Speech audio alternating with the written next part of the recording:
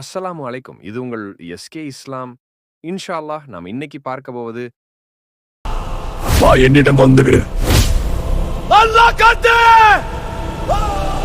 எவ்வித காரணமும் இன்றி வேண்டுமென்றே தொழுகையை விட்டவர்களை கியாமத் நாளில் அல்லாஹ் தனது அருள் பார்வையால் பார்க்க மாட்டான். அவனுக்கு துன்பம் மிகுந்த வேதனை அளிக்கப்படும் என்று ஒரு ஹதீஸில் கூறப்பட்டுள்ளது. இன்னொரு ஹதீஸில் வந்துள்ளதாவது, கியாமத் நாளில் 10 வகையான மனிதர்களுக்கு கடுமையான வேதனை செய்யப்படும். அதில் ஒரு வகையினர் தொழுகையை விட்டவர்கள். தொழுகையை விட்டவனுடைய கைகள் கட்டப்பட்டிருக்கும். மலக்குகள் அவனுடைய முகத்திலும் முதுகிலும் அடித்து கொண்டே இருப்பார்கள். சொர்க்கம் அவனை பார்த்து, எனக்கும் உனக்கும் எந்த தொடர்பும் இல்லை, உனக்காக நான் இல்லை, எனக்காக நீ இல்லை என்று கூறும்.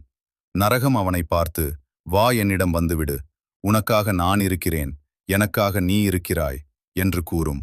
இது எனக்கும் உங்களுக்குமான தண்டனை, யா அல்லாஹ், ஷைத்தானிடமிருந்து எங்களை காப்பாற்று, நீங்கள் கொடுக்கும் தண்டனையை எங்களால் தாங்க இயலாது.